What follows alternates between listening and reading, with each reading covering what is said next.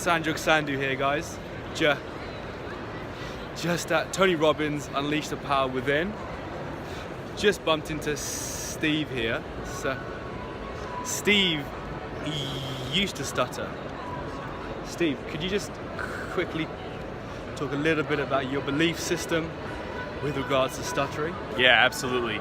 I was explaining I had a significant emotional event when I was younger. I won't go into the story now, but something that gave me the belief system that my voice didn't matter, or when I spoke up, that I'd say something wrong. So my entire life, from early childhood all through college and young adulthood, had the belief system that if I spoke, I'd say the wrong thing, or I better just keep my mouth shut. And because of that belief system, I had the identity of someone who stuttered, and therefore the more I focused on that identity, the more I stuttered. So I put myself in situations where, one, being in this environment with Tony Robbins, I learned more about who I am, my belief systems, and truly my identity, and moved away from that old bullshit story of what I lived in the past. And once I learned how to focus on my own physiology, my own emotional state, that allowed me to move forward into my new identity, which now, something in the past was a stutter, now I don't even think about and do public speaking, and my life's totally different. Awesome. And do you still stutter? There's certain times where I wouldn't call it a stutter, but sometimes I notice I try to speak too quickly. For me, I realize I get excited and I don't breathe, and my vocal cords just kind of stammer, I guess, more than stutter. Yeah. But it's more of an emotional state of either I'm nervous or excited, or you just try to speak too quickly. So I don't call it a stutter. I think it's normal. I think most people do that. Yeah. But you're just stumbling over words now. Yeah. Rather than blocking and it's all about if I try to if I'm not managing my own emotional state, really. Yeah. Awesome. Well, really appreciate meeting you, and thanks for the video. Absolutely. But yeah, I'm really looking forward to Unleash the Power Within. Me too. And yeah, thanks a lot, Steve. You bet. Sandu. Just apologies for the blurry camera. Rashid actually broke it with his looks. You know what? I'm actually much pretty in real life. That's what helps him sleep yeah. at night. Anyway, so we just finished day one of Unleash the Power Within with Tony Robbins, and it was quite the day. What did you think, Rashid? You know what? It was an awesome day. It wasn't what I expected. If I'm honest, I wasn't really too sure what to expect, but I had an amazing day. Met some awesome people. I'm exhausted. My voice has broken, so I can barely speak, which is, I guess, like every other day. Very self-aware. Guys, we're not using deep and breathy. This is just from being hoarse. So there was a lot of energy, lots of shouting, a lot of saying yes, yes, yes. Sorry, mate. And we actually did a fire walk. So we walked across hot coals, and I knew it was coming, but I didn't expect how much your state can influence everything.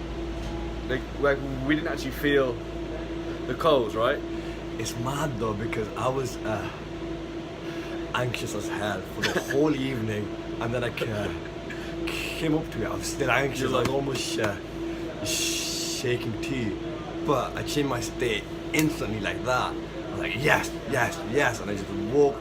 I'm like, wait, what?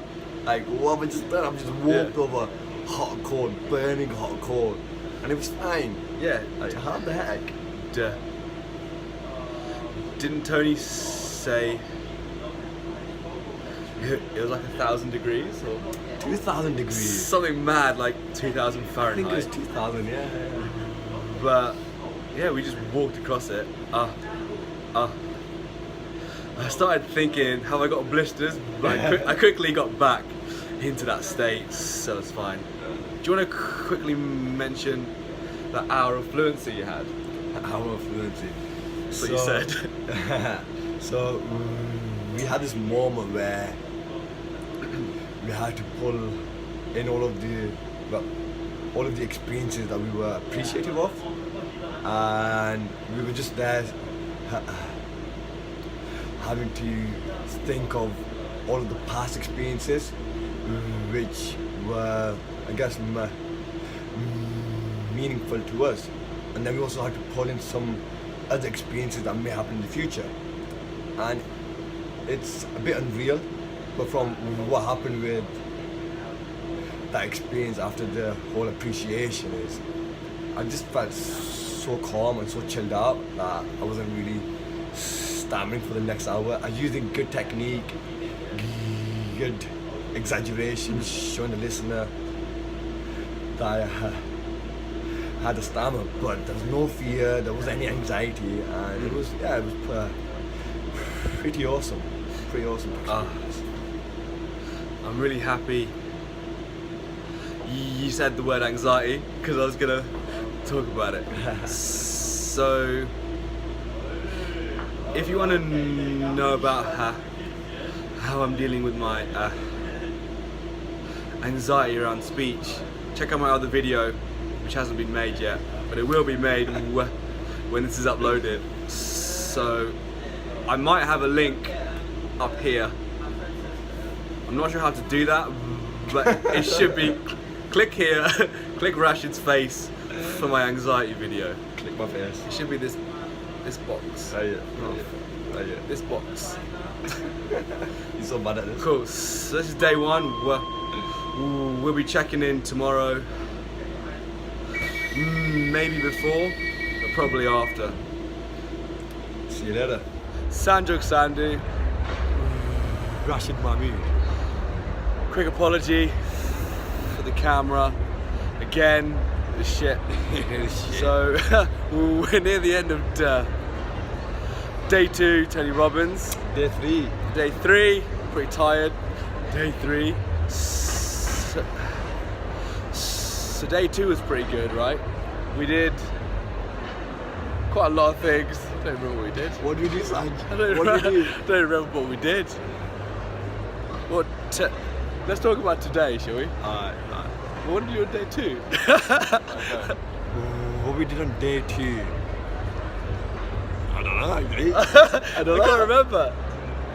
Alright, so really day 2 wasn't as good as day 3. Nah, day 2 was amazing. We did the whole... I don't know. So day 2 we've kind of forgotten because day 3 was so good. Yes, but we'll just take a look at our workbooks again and just refresh our minds and we'll get back to you. Yeah, also hopefully you can hear us. It's quite loud, so speak up. So today we did this exercise where we basically got 3 limiting beliefs, and then how would you describe it? We identified them, then we had to feel it, I think. Yeah. I think we had to feel it, and then we had to change it to something that's more positive. Yeah, and the way Tony did it is he got our subconscious to associate like the worst pain towards what life would look like with those beliefs. So for example,